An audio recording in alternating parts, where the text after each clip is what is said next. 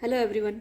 आज हम class 10th का chapter number 2 acid basis and salts उसके इंटेक्स क्वेश्चन को सॉल्व कर रहे थे। हमारा कल 1 पार्ट हो गया था, आज हम 2nd पार्ट कर रहे हैं।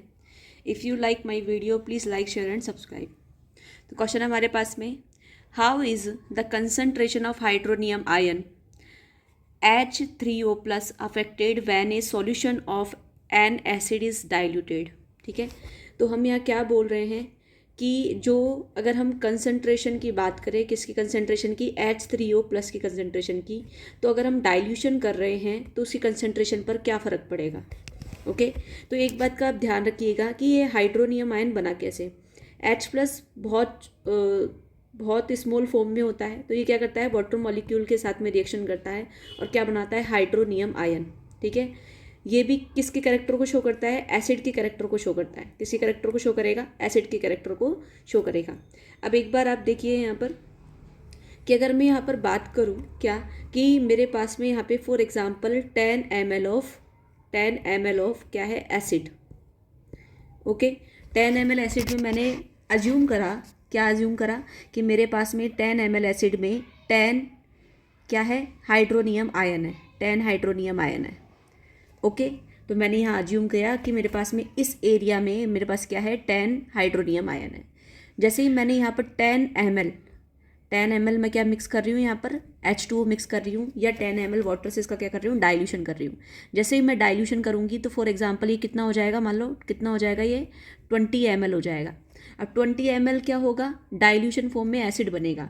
बट इस बात का आप ध्यान रखिएगा कि यहाँ पर जो H3O प्लस आयंस है उनका कंसंट्रेशन नहीं बढ़ेगा। क्यों नहीं बढ़ेगा, क्योंकि आप मिक्स क्या कर रहे हैं, H2O को मिक्स कर रहे हैं। ठीक है, H2O को मिक्स कर रहे हैं, तो ये जो हमारे पास में पहले मौजूद थे वो उतना की उतना ही रहेंगे। तो जैसे ही मैंने यहाँ पर इसका डाइल्यूशन किया तो अब जो H3O प्लस आयंस थे वो अब क्या हो जाएंगे, इस एरिया में बढ़ जाएंगे। ठीक है, जैसे वो डिवाइड हुए तो पहले हमारे इस एरिया में कितने थे, 10 थे, अब कितने रह गए, 5 ही रह गए। ठीक है, तो हम क्या बोलेंगे, डाइल्यूशन करने पर क्या होता है, H3O प्लस, या हम जो भी एसिड बेस ले रहे हैं उसके आयंस का कंसंट्रेशन क्या होता है, पर यूनिट एरिया में क्या होता है, कम होता है, डिक्रीज होता है। Okay, when acid is added to water. ठीक है, अगर हम वाटर में ऐड कर रहे हैं तो क्या होगा, जो फिक्स अमाउंट का हाइड्रोनियम आयन था वो फिक्स वॉल्यूम में प्रेजेंट था। अगर हमने डाइल्यूशन किया तो हाइड्रोनियम आयन है पर यूनिट वॉल्यूम सॉल्यूशन में क्या हो जाएगा, डिक्रीज हो जाएगा। ठीक है, हम क्या कहेंगे कि कंसंट्रेशन मतलब जैसे ही हमने हाइड्रोनियम डाइल्यूशन किया तो हमारे पास में जो हाइड्रोनियम आयन का कंसंट्रेशन है वो क्या हो जाएगा, डिक्रीज हो जाएगा। नेक्स्ट क्वेश्चन है हमारे पास में, how is the concentration of hydroxide ion affected when excess base is dissolve in a solution of sodium hydroxide.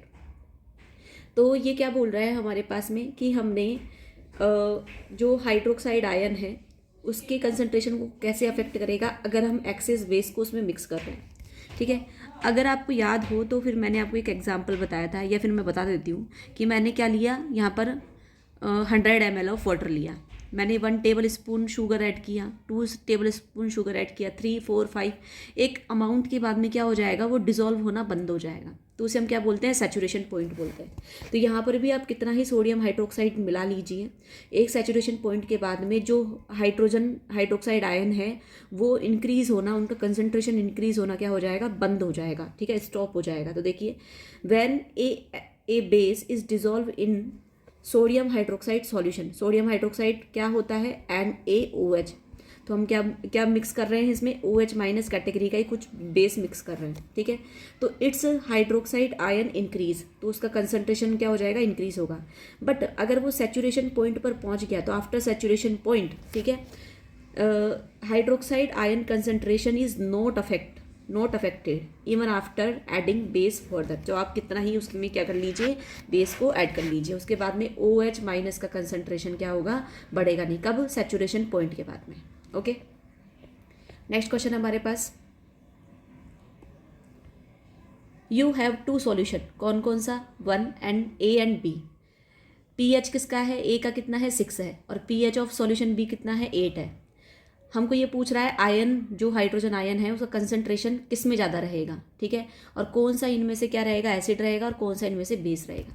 सबसे पहले हमने क्या बात करी है, यहाँ पर हमारे पास में दो सॉल्यूशन है, A and B, okay, B, ठीक है। हमने क्या कहा, इसमें ए का कितना है पीएच, पीएच इसका कितना है, पीएच इक्वल टू 6, इसका पीएच कितना है, इसका पीएच है हमारे पास में 8। तो हमने क्या बोला कि अगर हम पीएच स्केल की बात करते हैं तो ये 7 पॉइंट है, जिसे हम न्यूट्रल बोलते हैं, ठीक है, जिसे हम न्यूट्रल बोलते हैं। इसके इधर आने पर हमारे पास में कौन सा सॉल्यूशन होता है, एसिडिक। इधर मतलब है 6 डिक्रीज हो रहा है, 5 4 3 2 1। और अगर हम फर्दर आगे जा रहे हैं तो 8 9 10 11 12, यहाँ पर क्या होगा, बेसिक कैरेक्टर क्या होगा, इंक्रीज होगा। तो देखो हमको ये तो पता चल गया पीएच 6 है, इसका मतलब है ये एसिडिक सॉल्यूशन है, और इसका पीएच 8 है तो ये कैसा सॉल्यूशन हो जाएगा, बेसिक सॉल्यूशन हो जाएगा। अब आपको ये भी पता होगा कि pH level, pH is proportional to the 1/H+, मतलब पीएच के इंक्रीज होने से हाइड्रो, जो हमारे पास में क्या है हाइड्रोजन आयन है, उसका कंसंट्रेशन क्या होता है, डिक्रीज होता है, उसका कंसंट्रेशन क्या होता है, डिक्रीज होता है। जैसे पीएच मान लो 6 से 7 हुआ तो H+ आयन का कंसंट्रेशन कम, तो वो एसिडिक कम होगा। तो जितना कम पीएच होगा उतना अच्छा एसिड रहेगा, और जितना अच्छा एसिड रहेगा इसका मतलब है H+ आयन कितना रहेगा, उतना ही ज़्यादा। तो बस आप इसका थोड़ा सा देख लीजिए कि इन्वर्सली प्रोपोर्शनल होता है किसके, H+ आयन्स के, ठीक है। तो आप, मैं इसको थोड़ा सा एक्सप्लेन करूँ आपको, देखिए क्या, in order to find the hydrogen ion concentration we can use the rule that states, क्या बोल रहा है कि pH of any solution is inversely proportional to the hydrogen ion concentration. आप यहाँ पर ये भी लिख करके आएंगे कि pH is inversely proportional to the hydrogen ion concentration.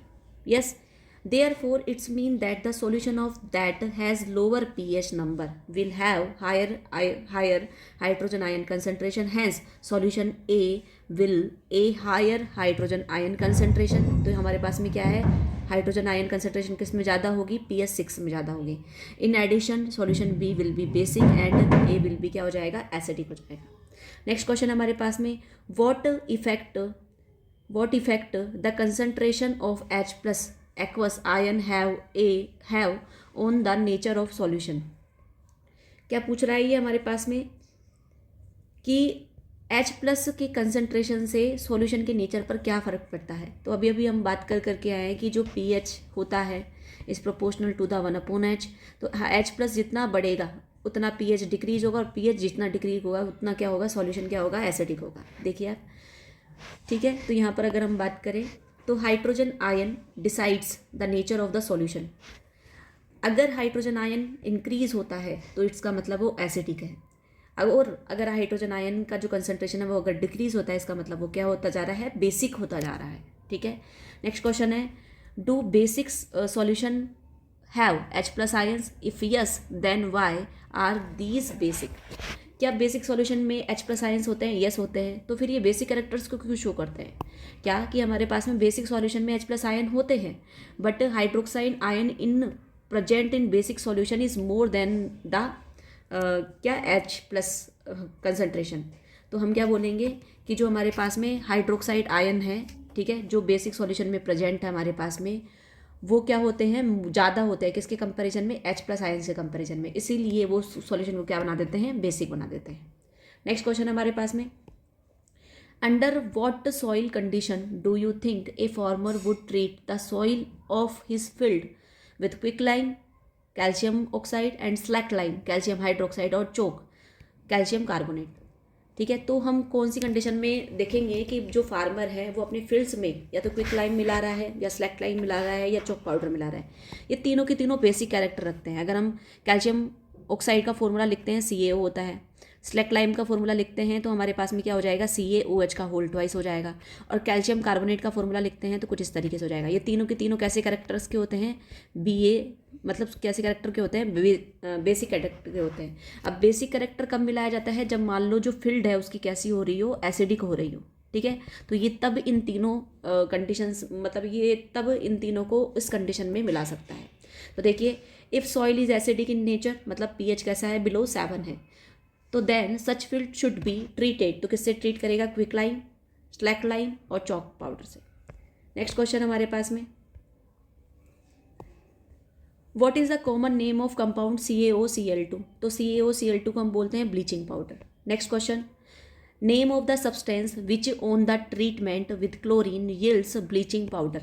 ठीक है, हमने क्या बोला कि हम किसी सब्सटेंस के साथ में क्या कर रहे हैं, क्लोरीन का रिएक्शन बना रहे हैं, और क्या बन रहा है वहाँ पर, CaOCl2 बन रहा है।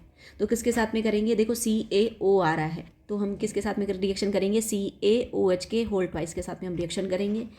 तो हमारे पास में क्या बन करके आएगा, देखो कैल्शियम हाइड्रोक्साइड के हमने साथ में रिएक्शन करी, तो हमारे पास में एक वाटर मॉलिक्यूल और आएगा। ठीक है, तो हमने क्या किया, CaOCl2 के साथ में हमने रिएक्शन करी, तो हमारे पास में ब्लीचिंग पाउडर आ गया, क्लोरीन का रिएक्शन कराया इसके साथ में, तो हमारे पास में वाटर मॉलिक्यूल और ब्लीचिंग पाउडर बन करके आ रहा है। तो हमने क्या किया, किसके साथ में रिएक्शन कराई है, कैल्शियम हाइड्रोक्साइड के साथ में। Very very important. Next question हमारे पास में, name the sodium compound which is used for softening hard water. तो सोडियम कार्बोनेट, फॉर्मूला क्या होता है, सोडियम कार्बोनेट Na2CO3। ठीक है, क्योंकि Na किस फॉर्म में होता है, +1 फॉर्म में, CO3 किस फॉर्म में होता है, -2 फॉर्म में। तो ये इधर आ जाएगा और ये 1 इधर आ जाएगा, तो क्या फॉर्मूला बन जाएगा, Na2CO3। तो हम जो हमारे सॉफ्टनिंग और हार्ड वाटर है, मतलब हार्ड वाटर को सॉफ्ट करने में, सॉफ्ट वाटर बनाने में हम कौन से कंपाउंड का यूज़ करते हैं, कौन से सोडियम कंपाउंड का यूज़ करते हैं। तो कौन से का सोडियम कंपाउंड का यूज़ करते हैं, सोडियम कार्बोनेट का यूज़ करते हैं। नेक्स्ट क्वेश्चन हमारे पास में, what will happen if a solution of sodium hydrogen carbonate heated give the equation of the reaction involved। बहुत इंपॉर्टेंट रिएक्शन है। अगर हम NaHCO3 को अगर हम क्या कर रहे हैं, हीट कर रहे हैं, ठीक है, हीट कर रहे हैं, तो हमारे पास में क्या बन करके आएगा, Na2CO3 बन करके आएगा। फर्स्ट तो ये आ गया हमारे पास में, ये 2 ले रहे हैं हम यहाँ पर, क्योंकि यहाँ पे 2 आ गया ना। इसके अलावा हमारे पास में क्या बन करके आएगा, CO2 गैस रिलीज होगी, और क्या बन करके आएगा, वाटर मॉलिक्यूल। ये एक बैलेंस्ड इक्वेशन है। ठीक है, तो ये वेरी बहुत इंपॉर्टेंट इक्वेशन है कि यहाँ पर हमने ये वाली पढ़ी है, के वाली रिएक्शन और दिस वन। नेक्स्ट हमारे पास में question, right an equation two show reaction between plaster of Paris and water. तो प्लास्टर ऑफ पेरिस, तो मैंने क्या बोला था प्लास्टर ऑफ पेरिस के लिए, कि प्लास्टर ऑफ पेरिस का फॉर्मूला होता है CaSO4। तो प्लास्टर ऑफ पेरिस को हम यूज़ कब करते हैं, जब हमारी हड्डी टूट जाती है। किस में टूटती है, हाफ में, तो हाफ H2। ठीक है, तो हम इसको वाटर मॉलिक्यूल के साथ में ट्रीट कर रहे हैं। ठीक है, मान लो मैंने यहाँ इसको ट्रीट कर दिया वाटर मॉलिक्यूल के पास, मुझे पता नहीं कितना अमाउंट है। तो हमारे पास में क्या बन करके आता है, जब भी हम वाटर के साथ में, तो जिप्सम बन करके आता है। जिप्सम का फॉर्मूला होता है CaSO4.2H2O। ठीक है, तो कितना ऐड हुआ होगा यहाँ पर, हाफ तो यहाँ पर है, तो 3/2 ऐड हुआ होगा। ओके, तो ये इक्वेशन हमारे लिए बहुत अच्छी है, बहुत इंपॉर्टेंट है। तो ये है हमारे पास में POP, और क्या बन करके आ रहा है, जिप्सम बन करके आ रहा है। ठीक है, वेरी वेरी इंपॉर्टेंट। तो ये इस तरीके से हमारे इंडेक्स क्वेश्चन कंप्लीट होते हैं। Thank you so much.